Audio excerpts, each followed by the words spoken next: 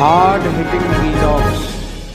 Hello viewers, भाई आज के हमारे वीडियो का टॉपिक है नई लोकसभा में 888 कुर्सियां, चिंता में है दक्षिणी राज्य। दोस्तों, नई संसद की लोकसभा में 888 सांसद बैठ सकेंगे। इस बात ने दक्षिण के राज्यों को चिंता में डाल दिया है। इन राज्यों को डर है कि 46 साल से रुका हुआ परिसीमन जनसंख्या को आधार मानकर हुआ तो लोकसभा में हिंदी भाषी राज्यों के मुकाबले उनकी सीटें करीब आधी हो जाएंगी। क्या ये सच है? दोस्तों, इसको लेकर कुछ कैलकुलेशन की तो चौंकाने वाले नतीजे सामने आए। परिसीमन के बाद दक्षिण के 5 राज्यों में 42% सीटें बढ़ेंगी, जबकि हिंदी भाषी 8 राज्यों की सीटें करीब 84% बढ़ जाएंगी, यानी दक्षिण राज्यों के मुकाबले 2 गुनी सीटें। पिछले चुनाव में इन्हीं 8 राज्यों से बीजेपी को 60% सीटें मिली थीं। दोस्तों, हमने ये कैलकुलेशन कैसे किया, इसे 3 पॉइंट में समझते हैं। नंबर 1, आखिरी बार 1976 में 1971 की जनसंख्या को आधार मानकर परिसीमन किया गया था। उस वक्त देश की आबादी 54 करोड़ थी और हर 10 साल बाद और हर 10 लाख आबादी पर 1 लोकसभा सीट का फार्मूला अपनाया गया था। इस तरह कुल 543 सीटें तय की गई थीं। पॉइंट नंबर 2, 2011 में देश की आबादी करीब 121 करोड़ थी। इसके बाद जनगणना नहीं हुई। अगर उसी जनगणना को आधार मानकर 2026 में परिसीमन किया जाता है और प्रति 10 लाख आबादी पर 1 सीट का फार्मूला अपनाया जाता है तो देश भर में कुल 1210 लोकसभा सीटें होंगी। पॉइंट नंबर 3, चूँकि नई संसद की लोकसभा में अधिकतम 888 सांसद ही बैठ सकेंगे, अगर इसे परिसीमन का आधार मानकर 1210 सीटों के साथ एडजस्ट करें तो यूपी को 147 और कर्नाटक को 45 सीटें मिलेंगी। बाकी राज्यों में भी यही फार्मूला लगेगा।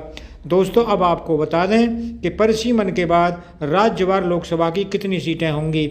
उत्तर प्रदेश 80 से 147, महाराष्ट्र 48 से 82, बिहार 40 से 78, पश्चिम बंगाल 42 से 67, आंध्र प्रदेश 25 से 37, तेलंगाना 17 से 25, मध्य प्रदेश 29 से 53, तमिलनाडु 39 से 53, राजस्थान 25 से 50, कर्नाटक 28 से 45, गुजरात 26 से 44, ओडिशा 21 से 31, केरल 20 से 24, झारखंड 14 से 24, असम 14 से 23, पंजाब 13 से 20, छत्तीसगढ़ 11 से 18, हरियाणा 10 से 18, दिल्ली 7 से 12, जम्मू कश्मीर 5 से 9, उत्तराखंड 5 से 7, हिमाचल प्रदेश 4 से 5, त्रिपुरा 2 से 3, मेघालय 2 से 2 ही रहेगा और मणिपुर में 2 से 2 ही सीटें रहेंगी, जबकि गोवा में 1 से 1 सीट रहेगी। गोवा और अरुणाचल प्रदेश में 2 से सीटें घटकर 1-1 हो जाएगी, जबकि पौंडीचेरी, मिजोरम, चंडीगढ़, सिक्किम, अंडमान निकोबार, दादरा और नगर हवेली, लक्षद्वीप, लद्दाख, इनमें 1 सीट ही रहेगी। दोस्तों, कुल सीटें थी 543, इस तरह बढ़कर हो जाएंगी 888 सीटें। दोस्तों, अब क्वेश्चन है, परिसीमन की सुगबुगाहट क्यों हो रही है? 1971 के बाद देश में 5 बार जनगणना हो चुकी है। 2021 वाली जनगणना अभी होनी है। आखिरी बार 2011 में जनगणना हुई थी, तब देश की आबादी 121 करोड़ थी, यानी 1971 के मुकाबले करीब 2.25 गुना ज़्यादा, लेकिन लोकसभा की सीटें नहीं बढ़ीं। ऐसे में सवाल है कि 40 साल बाद भी हम उसी फार्मूले पर क्यों टिके हुए हैं। दोस्तों, 2019 में भारत के पूर्व राष्ट्रपति प्रणब मुखर्जी ने लोकसभा में 1000 सीटें करने की मांग की थी। रविवार को नई संसद के उद्घाटन के बाद पीएम मोदी ने भी कहा कि आने वाले समय में लोकसभा की सीटें बढ़ेंगी। राज्यसभा के उपसभापति हरिवंश सिंह और बीजेपी राज्यसभा सांसद सुशील मोदी ने भी परिसीमन का जिक्र किया। ऐसे में संभावना जताई जा रही है कि 2026 में परिसीमन किया जा सकता है। दोस्तों, क्वेश्चन है, आखिर परिसीमन से दक्षिण भारत के राज्य क्यों चिंता में हैं? दरअसल 60-70 के दशक में सरकार ने जनसंख्या काबू करने पर जोर लगा रखा था। दक्षिणी राज्य इस मामले में उत्तरी राज्यों, खासतौर पर हिंदी भाषी राज्यों के मुकाबले काफ़ी आगे थे, लेकिन उनकी इस उपलब्धि के पीछे एक कड़वा सच भी था। वो ये कि जनसंख्या घटी तो लोकसभा में उत्तर भारतीय राज्यों के मुकाबले उनकी सीटें कम हो जाएंगी। दक्षिणी राज्यों की शिकायत को दूर करने के लिए इंदिरा सरकार ने 1976 में इमरजेंसी के दौरान संविधान में संशोधन करके नए परिसीमन पर 2026 तक रोक लगा दी थी। सरकार का मानना था कि 2026 तक सभी राज्यों में जनसंख्या बढ़ने की दर एक जैसी हो जाएगी, लेकिन ऐसा हुआ नहीं। आंकड़े भी इसकी गवाही देते हैं। 2011 की जनगणना के अनुसार दक्षिण भारत के राज्यों की औसत जनसंख्या वृद्धि दर 12.1% है, जबकि हिंदी भाषी राज्यों की औसत जनसंख्या वृद्धि दर 21.6%, यानी हिंदी भाषी राज्यों के मुकाबले करीब 9.5% ज़्यादा है। इसीलिए दक्षिण के राज्यों को लगता है कि प्रति 10 लाख आबादी वाला फार्मूला अपनाया गया तो लोकसभा में उनकी मौजूदगी उत्तर भारत के राज्यों के मुकाबले घट जाएगी।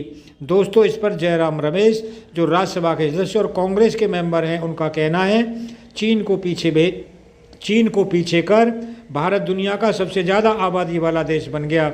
इस पर तो बहुत चर्चा हुई, लेकिन इस बात पर चर्चा नहीं हो रही कि परिवार नियोजन में आगे रहने वाले ज़्यादातर दक्षिणी राज्यों को लोकसभा राज्यसभा में सीटें गंवानी पड़ेंगी।